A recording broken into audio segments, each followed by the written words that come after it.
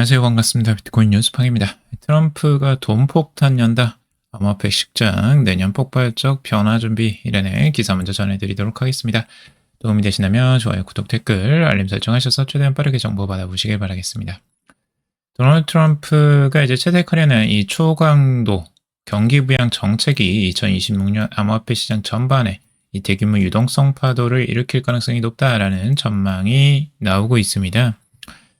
암호화폐 트레이더 라큐 데이비스 같은 경우 자신의 유튜브 채널을 통해서 이 트럼프 행정부가 목표로 삼는 이 감세와 그리고 금리 인하 압박 그리고 대규모 경기 부양 패키지가 동시에 작동하면 암호화폐 시장으로 유입되는 자금 흐름이 급격히 확대될 수 있다라고 분석을 하고 있습니다. 트럼프가 이제 공언한 이 소득세 전면 폐지와 그리고 2,000달러의 현금 지급, 지금 관세로 통해서 벌어들이는 금액을 이제 현금으로 지급하겠다라고 하고 있어요.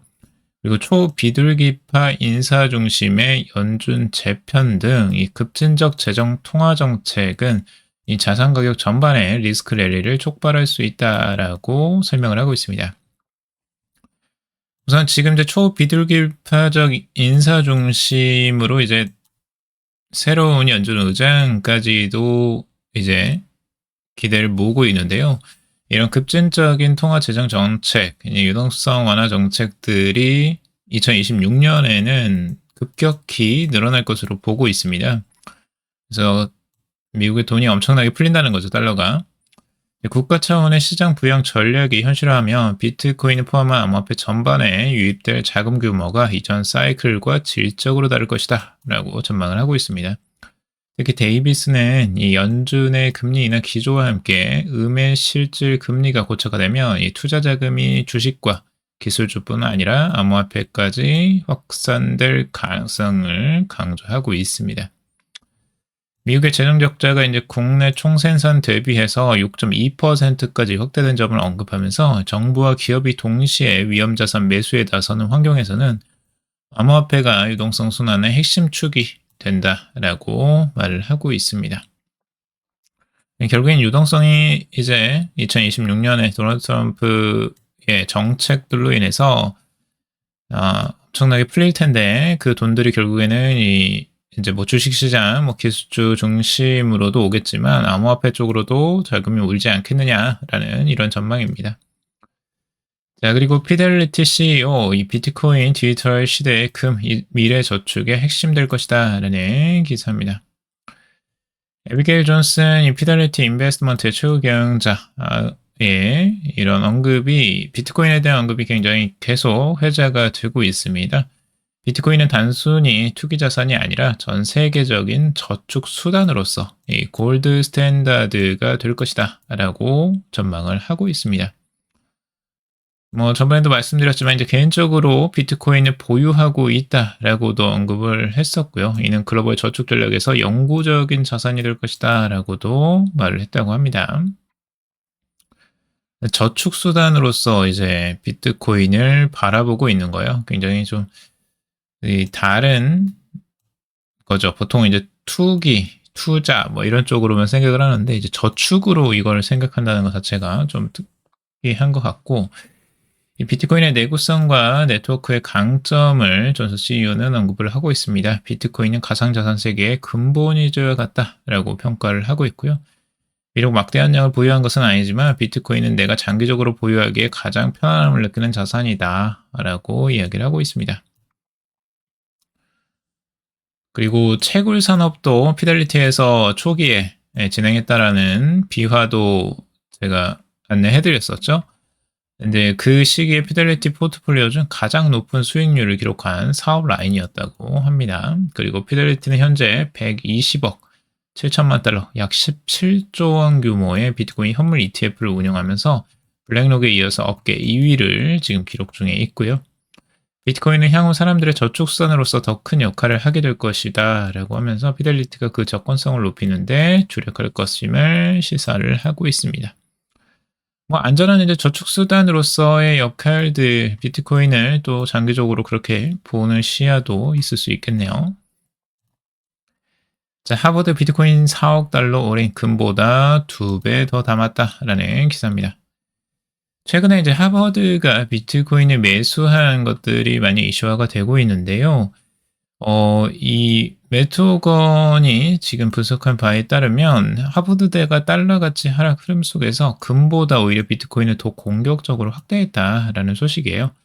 하버드대는 이 3분기 비트코인 투자 규모를 1억 1,700만 달러에서 4억 4,300만 달러로 아주 크게 늘렸습니다. 근데 이제 금 ETF 비중도 1억 200만 달러에서 2억 3,510만 달러로 이제 확대를 했는데 그 확대 비중이 확실히 다르죠. 지금 1억 1,000에서 4억으로 옮겼는데 금은 1억 200에서 2억 3천만 달러 정도니까 비트코인은 투자 속도가 훨씬 더 가파르다라고 보고 있는 겁니다.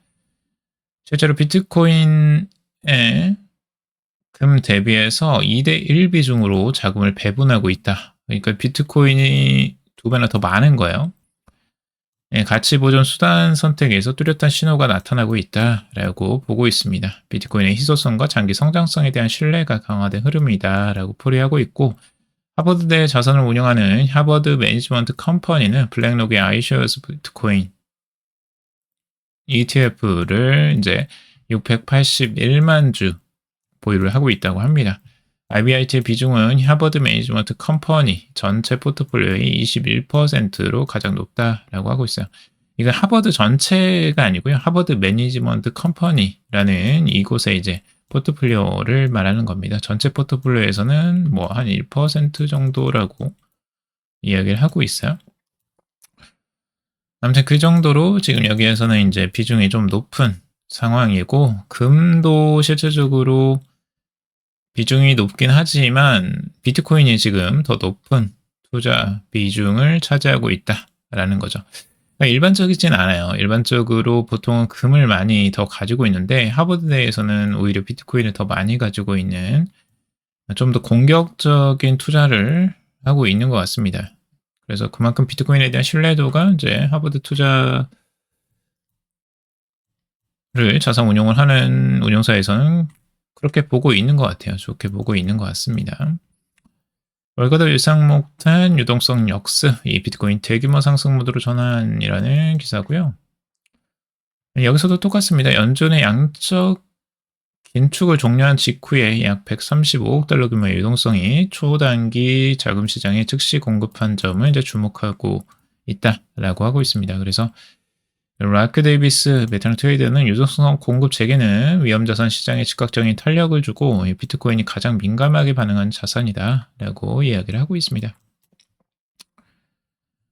연준이 약 2조 4천억 달러의 유동성을 흡수했던 양적 기축 사이클을 중단한 시점이 시장 변화의 전환의 분기점이다라고 평가를 하고 있습니다. 또한 미국 재무부 역시 수십억 달러 규모의 채권 매입을 이제 병행하면서 시장 유동성 환경 개선에 힘을 보태고 있다라고 하고 있어요. 뭐 행정부에서는 당연히 이제 유동성 완화를 추진하고 있고요. 그걸 더 적극적으로 지금 할 것으로 보여집니다. 최근에 일본은행의 금리 인상 가능성이 이제 단기 변동성을 만들 수 있다라고 이 앵크리 트레이더, 그러니까 일본에서 저금리의 돈을 빌려서 이제 다른 나라, 미국이나 다른 나라들, 금리가 높은 나라들에 투자를 하는 거죠. 이런 투자 패턴이 이제 금리 인상으로 인해서 일본의 금리 인상으로 인해서 이것들이 이제 투자가 줄어드는 이런 현상들이 나타날 수 있는 걸 우려하고 있는데 이 영향력은 이제 제한적이다라고 여기서 데이비스는 평가를 하고 있어요. 글로벌 유동성의 중심은 여전히 미국에 있기 때문이다라고 보고 있습니다. 여기서도 양적 긴축에 대한 이야기 나오고 있고 지금 비트마인 매수 속도 156% 2026년 강한 수요 전망. 비트마인이 이 이더리움의 강한 하락에도 불구하고 이더리움의 양을 계속해서 늘려가고 있습니다. 지금 이더리움 보유량만 386만 개, 회사가 전체 공급량의 3.2%를 이미 확보한 상태고 5% 달성의 3분의 2 지점에 이미 도달을 했다라는 내용입니다. 총 디지털 자산과 현금을 포함한 보유 자산 규모는 132억 달러, 약 19조 원이나 해당한다고 합니다. 그래서 이더움 매수는 꾸준하게 계속해서 이어질 것으로 지금 기대가 되고 있습니다. 비트마인은 아직 멈추지 않고 이 자금을 계속해서 이더리움을 사는데 사용할 것으로 보여지고, 자, 비트코인 2배 오른다고 이 JP모건 사상 최고치 전망이라는 기사입니다. 비트코인에 대한 전망치를 이 JP모건에서 내놓았는데, 비트코인 가격이 내년에 2배가량 급등하면서 사상 최고치를 경신할 것이다 라고 아주 긍정적인 전망을 또 내놓고 있어요.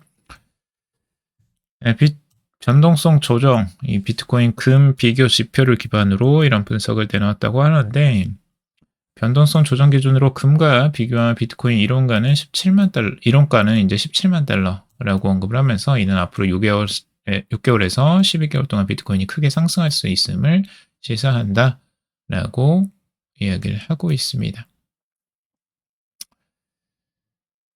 암호화폐 시장에 이제 JP모건 같은 경우는 뭐 비트코인에 대한 긍정적인 전망들을 결국에도 내놓긴 했었는데, 최근에 이제 이 스트래티지에 대한 안 좋은 내용들을 이제 전하면서 이 비트코인 가격 급락에도 또 큰 영향을 미치기도 했었죠. 기관은 매집, 개인은 관망, FOMC 앞두고 비트코인 9만 달러 횡보세라는 기사입니다.